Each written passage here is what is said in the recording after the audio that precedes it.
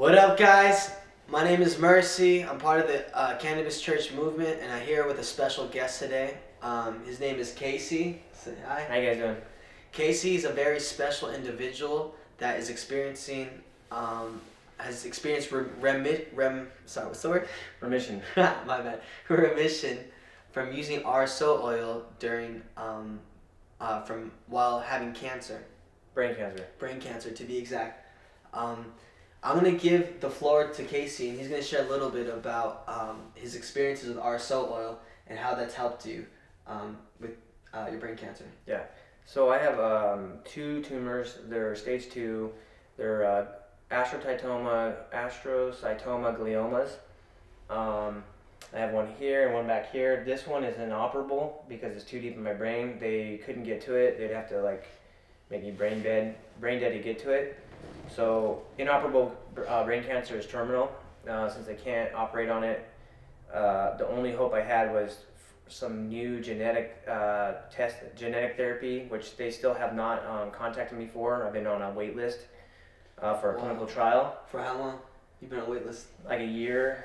Yeah. And so it's with Kaiser, and so everything with big pharma is slow. But I refused chemotherapy and radiation.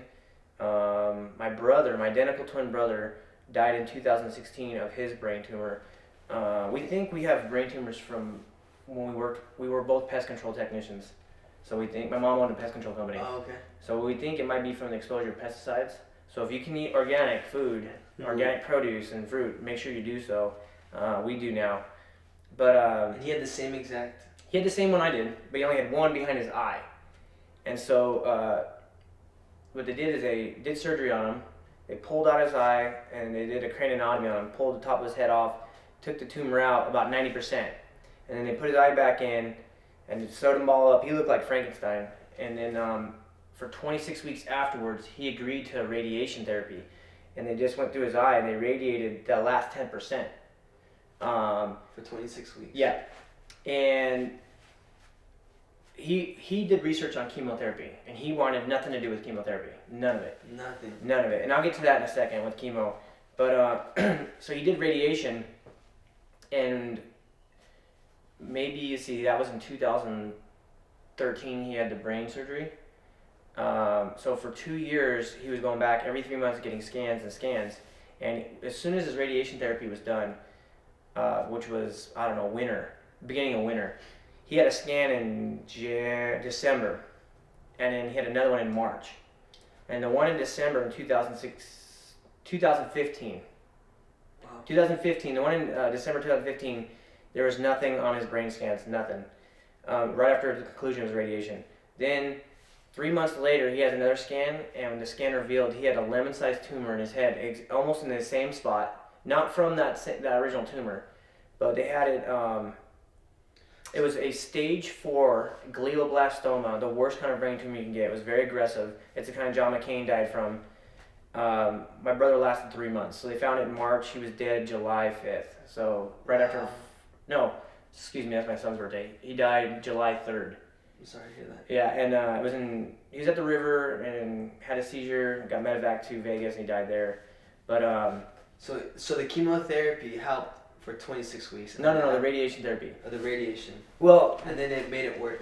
Yeah. So the theory, what we think happened was, we know that radiation, and I've even heard a doctor at Kaiser tell me with his own mouth. I'm not gonna say his name.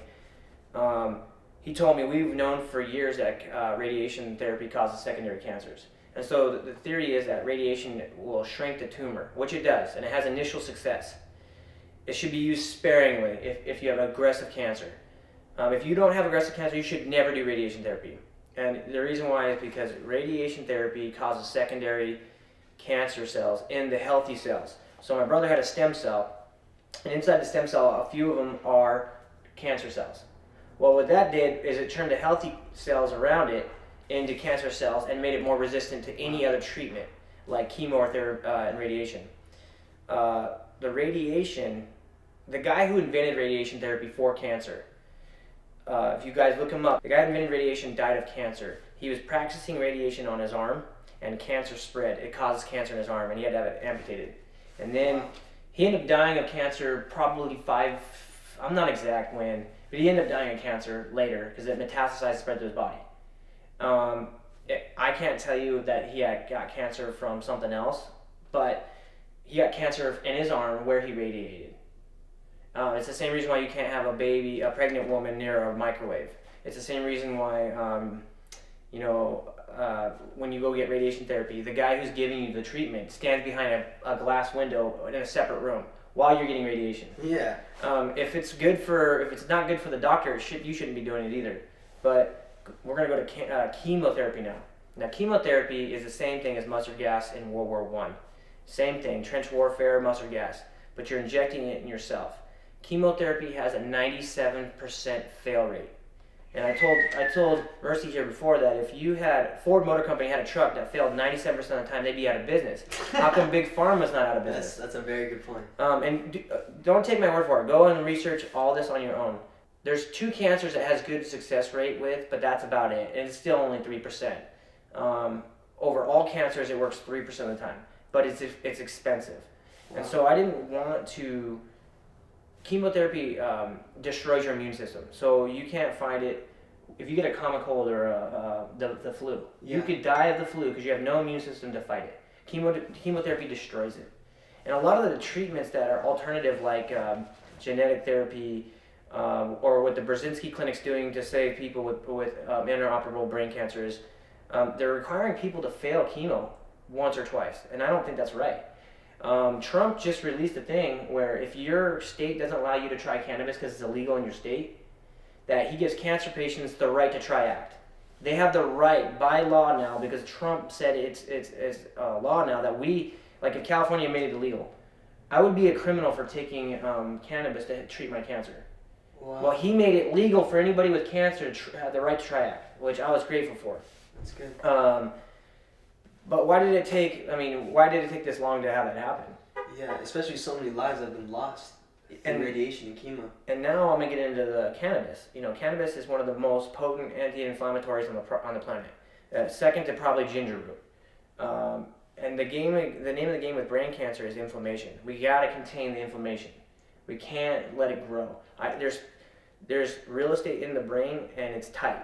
There's not a lot of room, because it's just a little bit of fluid that separates, that's between the brain and the skull. Well, in your head, when you have a tumor, the tumor's growing and it's fighting for elbow room in all the healthy brain matter and all the intricacies and nooks and crannies in your brain. So you get a lot of pressure. There's not a lot of room. So anytime you eat inflammatory foods, that aids it.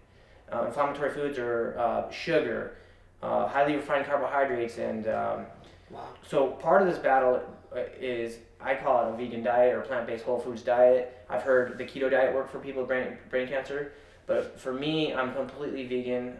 Lots of greens, lots of veggies, but I don't consider cannabis separate from my vegan diet because it's a plant. My diet is a plant-based whole foods diet that I got from Blue Zone. Not Blue Zone, yeah. Or Blue Apron? There's a book called Blue Zone, and they studied all the people that are living the longest in the world that were healthy, like 100-year-olds gardening, and they circled it on a map with a blue pencil, and they named those blue zones, and they found out that those people were on a plant-based whole foods diet, and so I switched to that. But when I researched cannabis, it's still a plant, and in India, when cows have upset stomachs, they migrate to the cannabis plants naturally that are growing wild, and they just eat it, just like a dog with grass. So I juice my cannabis. I eat it raw. I have leaves with me in the car that I eat. As soon as I get a headache, I eat raw cannabis leaves. Because I don't get the psychedelic high, because you have to dry the leaves and heat it up for there to be a psychedelic high. Well, when I'm homeschooling my kids during the day, I can't be high. I can't have a psychedelic high. So I need to have the medicinal benefits of the anti-inflammatory properties and everything else that's healthy with cannabis, and without the high. Yeah. So during the day, I'll eat raw leaves, even the bud. I'll eat the bud raw, and I feel like really clean, like when you go to Juice It Up, and you get a wheatgrass shot. Yeah. As soon as you take that, you just feel like energized. Like my vitality is increased. Healthy. That's how I feel. I eat cannabis like raw. It's a little sticky sometimes. I don't care. It has you can tell the sweeter strands have higher potency of anti-inflammatories. The more it tastes like dirt weed, the less, it's not as effective. It's still better than nothing. Yeah. But that, and I smoke vape, THC, high like 80% THC, 90% THC. And if I have a bad migraine, I'll smoke that real quick and it's instantly gone. Like instantly gone without me being too high to continue hooked on phonics with my kids or phonemic awareness, whatever we're studying for the day. And at night, I consume Rick Simpson oil, or also known as R.S.O. And I don't know how they make it. I don't know everything about R.S.O. I just know that I heard a girl online using it, and so I started looking for it. And that girl has died since. I'm not gonna say her name. Yeah. But she got off of her plant-based diet. She got off of R.S.O. when her brain tumor shrank. Wow. So she had success with Rick Simpson oil. Her tumor shrank. They're inoperable, but she used Rick Simpson oil to shrink the tumors and go into remission. Then she got off of Rick Simpson oil. She got a cake shop. Sugar feeds cancer. To find my brother's cancer, they injected him with sugar dye, and his cancer in his brain lit up, white, red hot, boom, just lit up, and it just sucks. It actually sucks in the sugar. It's one of the things that it like opens itself up for, so sugar can just be in there, and it thrives on sugar. So if you have cancer, you should never consume sugar. Never. At all. The only sugar I consume is out of a banana when I'm eating a banana. But it's natural. It's a fructose, natural sugar your body knows how to metabolize. It's not white, highly refined sugar. Yeah. Well, this girl, she just recently died this past summer. But she had beat the odds, past the 5-year mark of cancer survivors. She did it using Rick Simpson oil. Actually, her tumor shrank, and then she starts gaining weight. She has a cake shop or a cupcake shop. She's eating sugar, and all of a sudden she tries to get back on R.S.O. But what I think happened is she fed the tumor so much with sugar that it was too late by the time she tried to fight it again. And she just this last summer she passed away. But she's the reason why I started looking for Rick Simpson oil. So, because her tumors shrank, and she showed evidence. So I started asking a couple of buddies of mine, and they found this place called The Vault. It was The Vault Church. And I started going, and I started getting Rick Simpson oil, and immediately my symptoms went away. Within 2 brain scans, this tumor right here shrank. It's still considered a stage 2 because it didn't shrink a lot, but it shrank. It's not supposed to do that. It's always supposed to incrementally grow, little by little, little by little. Well, mine shrank here. Now the back one didn't grow. It didn't shrink, but it didn't grow. It just stayed the same size. So I believe with my diet, not putting acid or sugar in my body, I'm keeping my alkaline levels lower with plant-based diet and vegan diet, and then the cannabis, I believe, or the Rick Simpson oil, I believe is shrinking my tumor or containing the back one. Yeah. Now I don't know what this back one is because we couldn't do a biopsy on it. So they think it's the same as this one, but they only have pathology reports on this one, and they don't even know if it's the same stem or separate stems.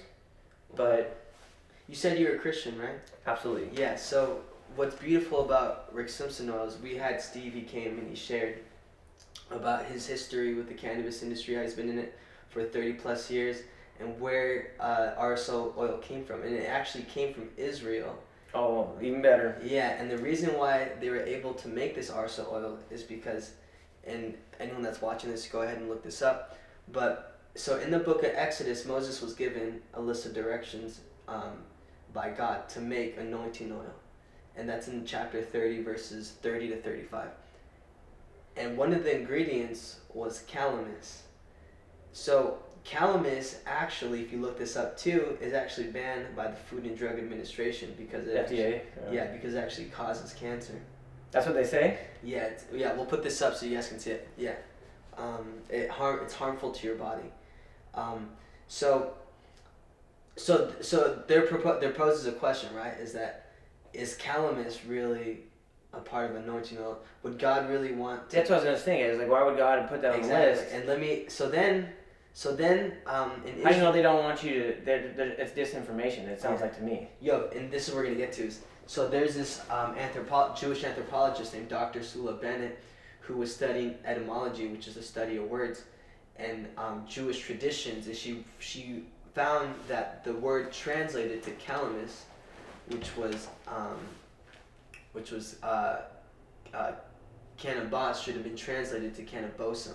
So it's cannabis. So just cannabis, which actually would make more sense, because think about when Jesus would pray for the sick. Think about people who had epilepsy, and it helps. Because cannabis helps epilepsy, it helps people with seizures. It causes kids that have seizures. It actually gets rid of their seizures altogether. Yeah, and that cannabis was a plant that was meant to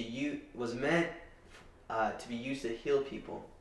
It was a God-given plant and part of a God-given ingredient for anointing oil, which is actually one of the most important Jewish traditions. And the FDA says it's causes cancer. See, I don't believe the FDA. I don't believe the FDA is like they are not known to be trusted. I don't trust anything they say. On the FDA's My Plate, where they tell you, they give you food like dairy. I don't drink dairy. That's jet fuel. Any dairy or milk is jet fuel to the body. It says it adds calcium to your body. No, it actually strips calcium from your body. Here's why. When you consume a milk, which is highly acidic, your body has to combat the acid level because it goes sky high.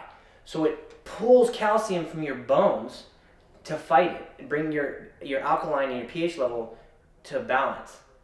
And it actually creates pores in the bones. It's doing exactly the opposite. It's basically what government does. Whatever they say the outcome is going to be is really the opposite. I don't trust big government. Yeah. You know, the founding fathers wanted little government, and now we have a huge government. And now they're telling us what we can eat and telling us how we should eat and how they get into every part of our life, and they have no business in my pantry, in my opinion. But no, I agree. When you say FDA, no, you know they want you to have milk. Yeah. You know, and milk causes porous bones. If you drink goat milk from the goat's teat, that's different. That's organic. Yeah. But anytime you heat up milk to have a higher shelf life, that's terrible for your body. It's jet fuel for your body. You should never drink milk. It tastes good. I like milk and cornflakes growing up, but that stuff is bad for you. My kids don't eat that. My kids have never had milk. They've had soy. They've had some coconut milk.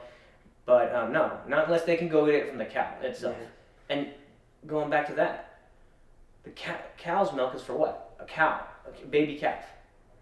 You know, the best milk for humans is breast milk, you know, and what do? We get off of it as soon as we're older. Yeah. Well, the FDA will say that you should have milk and that you shouldn't have cannabis. But here I am, I'm supposed to be dead already because the doctors gave me 3 years to live, and that was 6 months ago, and I'm still alive. Wow. And my brother's not, he's not here. We had the same thing. When you were going to the vault and it got raided, what were some thoughts that were going through your head, you know, especially when you're coming to use their sacrament for healing? I panicked because, well, this is like 2 in 1. I came here because, you know, I'm a man of faith, and I've come to church here. I think three times I've come to church here, and it's nice to know that we have the same foundation. When I went to the vault, you know, it was all 3 in 1. Most of the people here were already hip to vegan, plant-based diets. There are the staff, everybody there was supportive. Yeah. Spiritually, they knew about the Bible. They were very knowledgeable. They're very knowledgeable about Sacrament. They're very knowledgeable about plant-based, whole foods diets. 3 in 1 for me: diet, Sacrament, and your walk with God. My walk with God, my faith. Now, you don't have to be a Christian to have Sacrament help you. Yeah. You know, like I said, I'm a big supporter of cannabis, and I was of the mind growing up, oh, it's a drug, you're a druggie, you're a pothead. I never had consumed cannabis, alcohol, any of that until I found my brain cancer. And when I found my brain cancer, I started drinking red wine, because red wine has NF-kappa 40 in it and it chokes out blood supply. Well, isn't it funny in the Bible that Jesus drank wine? You know, and then, you know, the ointments, the oils they use with people, you said now had like cannabis in it. Yeah, it did. So anointing oil. And where does wine come from? A grape, a plant. Where does cannabis come from? A plant. Yeah. So plant-based whole foods diet, it's the same thing. To me, I just put wine and cannabis in with my diet. That's part of it. Same as ginger root, same as turmeric root, all that stuff. But when they raided the vault, I panicked because I didn't want my tumors to grow. As soon as that happened, I thought, oh man, where am I going to go to find my Sacrament? Because there's not a lot of places like the vault. So I panicked, which, you know, you're not supposed to stress a lot when you have cancer. It actually increases the acidic level in your body, increases you can, grow your cancer from worrying, anxiety. And so, I'm a supporter of law enforcement. I'm a supporter of our military, but I was kind of like, man, who's sending these guys to do this? Because, like, who are the real actors? Who really wanted the vault gone? It's not the cops. They're just doing their job. Yeah. But me, I was asking why. What is it? Is it come down to somebody's not getting their share? Is it all about being greedy? I thought, like, how dare you step on something that is saving my life, in my opinion. Saving my, like, Rick Simpson oil, Sacrament was saving my life. And I had a disruption in Rick Simpson oil, and I started getting massive headaches, debilitating headaches, blurred vision. Yeah. So my cancer is not growing, and it's not completely the back one's not completely in remission. They're calling this one in remission. So this one's responded to the Rick Simpson oil. So that's one less tumor I have to worry about. But in my mind, I'm thinking, okay, they're going to start growing again because I don't have Rick Simpson oil. Rick Simpson oil also aids my pain. It makes me feel a lot better. Like vitality, vigor, my energy levels. But without it that week, I was drained. I felt like an overtrained athlete. I felt fatigued. I felt I felt like I actually felt the locations that my tumors are in.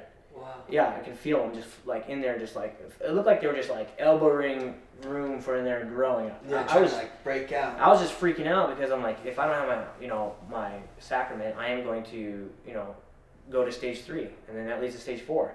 And once you get to stage 4, it's pretty much irreversible. You can't, you're just buying time until you die. Wow. And so before I found the vault, I thought I had a limited time. So I was like, I'm gonna have to teach my kids everything I can before I die. I had a limited time. They gave me like max 3 years to live. But now with the vault and with the sacrament, my Rick Simpson oil, I felt like I had 10, 15, 20 years with the kids at least. More than likely the back tumor will kill me eventually. But we're now looking at 20, 30 years down the road versus the 3 years they gave me. And what were some options that you had when the Vault Church closed down? Nothing. I had chemo, radiation, and we know what radiation did to my brother. I'm really touched by your story, and I think a lot of people are going to be touched by your story too. If you, we're just going to end this video with a prayer. Yeah. Casey, if you want to just lead us in a prayer. Yes. And thank you so much. Dear Lord, thank you for allowing me to find the Vault Church, and thank you, Lord, for all they did for me over there before they were closed down. Thank you for the Church of Hope. Thank you for Cannabis, Lord. Thank you for allowing me to find something that was already here on the planet before I got here. Thank you for my returned vigor and health. Lord, I do ask that you postpone taking me home. If it's your will, I don't question your will, Lord. I want your will first. But I would like to be here to raise my kids, and I appreciate you already giving me more time than I was supposed to have. Thank you for mercy and just the hospitality. In your name, Lord, we pray. Amen. Thank you for coming on that. We appreciate you. Thanks.